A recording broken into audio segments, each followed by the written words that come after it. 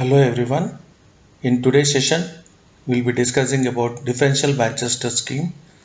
So in this scheme, whenever you see 0, there will be a transition, and for case of bit 1, there will be no transition. So initially we try to assume that it is at high, the bit sequence is at high. So when you see for case of 0, it moves from +5 to -5. And suppose if it is somewhere the signal level is starting with -5 volts, then whenever it sees 0, it starts with +5. Hope it is clear.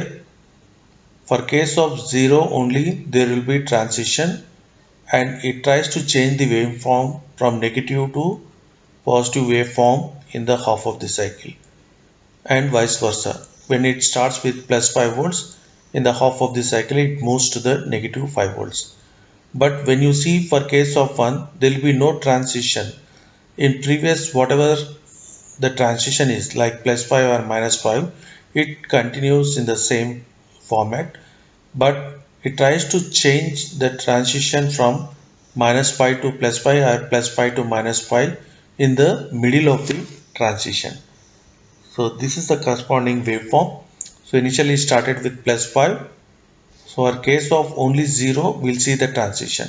It started with -5 to +5 in the half of this transition.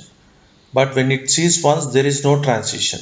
So it moved from +5 to -5.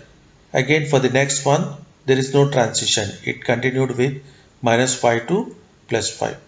But when it sees 0, now you can see it has moved from +5 to -5. Hope you understood this part.